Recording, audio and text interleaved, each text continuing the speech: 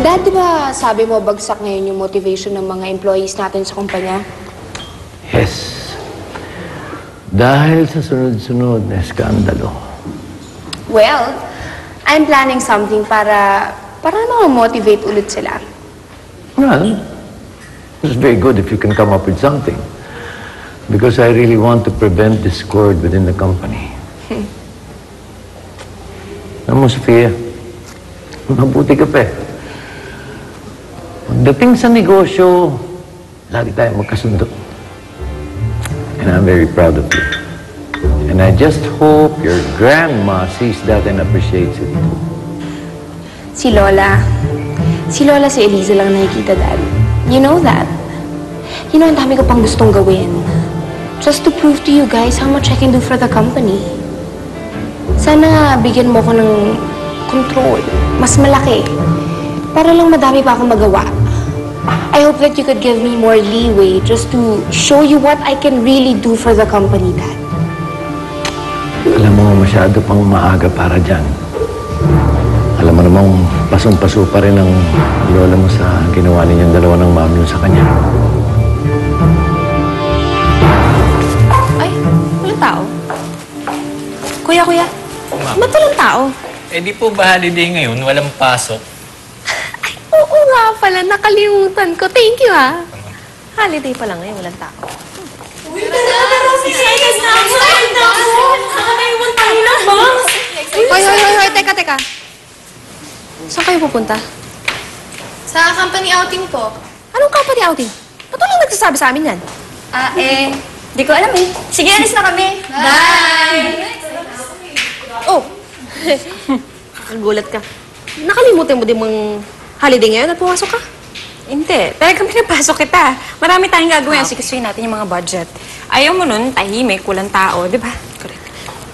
Sabi pala nila may company outing daw tayo. Alam mo ba yun? Ano company outing?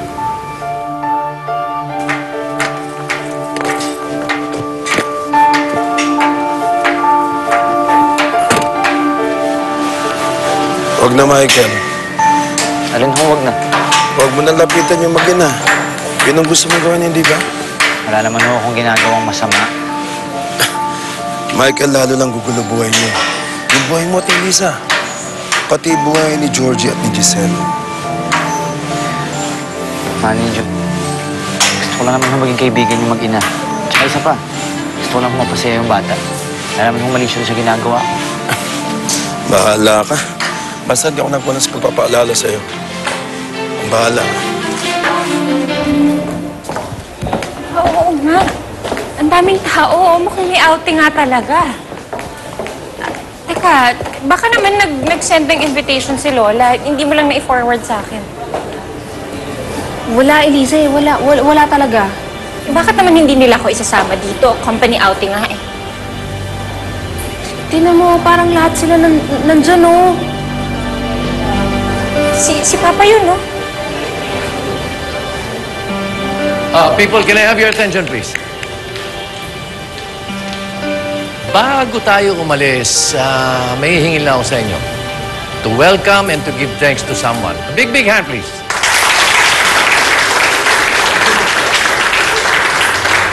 Alam nyo kasi, kundi dahil sa taong ito, hindi matutuloy itong outing natin.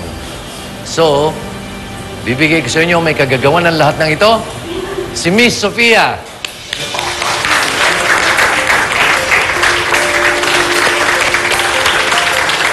Si Sofia ang may pakanan itong outing na to.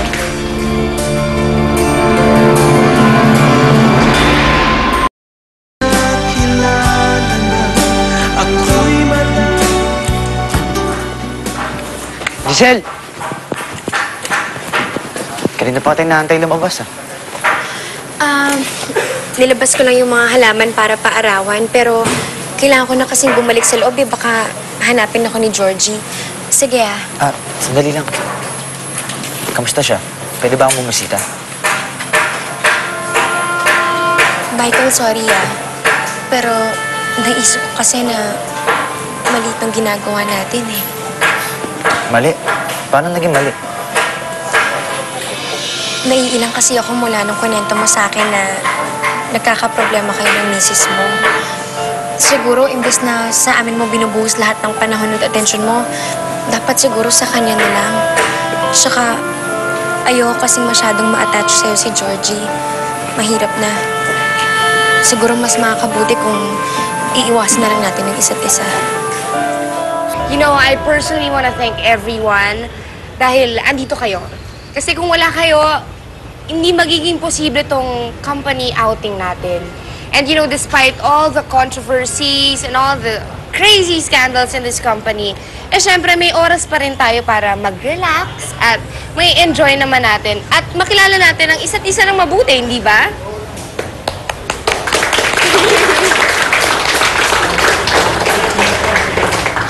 Meron pa akong isang dahilan kung bakit ko pinapunta rito si Sofia at mag-explain sa inyo. Alam nyo, I've really been impressed sa ipinapakita niyang dedication at sa galing niya sa trabaho. And I do believe something like this deserves a reward. And so effective today, I am relinquishing my position as president of this company and I'm giving it to Sofia. Really, Dad? Yes. Really? Ginoong president, di pa si Sofia. So, ibig sabihin lang nun, Eliza, Pareho na kami ng posisyon.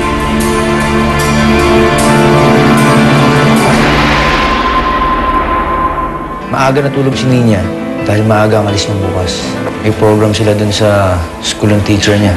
Sige, gagawin ko ng paraan para may-adjust ng schedule ko. Sana this time, bigyan mo siya. Baka nakakalimutan mo na rin siya. Ako ang project manager. At kahit na na-promote ka na, ako pa rin ang boss. You've got everything. Nasa sayo na ang lahat. Huwag mo namang ipagdamot ang katiting na kaligayahang naibigay ko sa kapatid mo. Whether you like it or not, si Sofia na ang bagong presidente ng kumpanya. Kahit nasumbatan mo pa ako.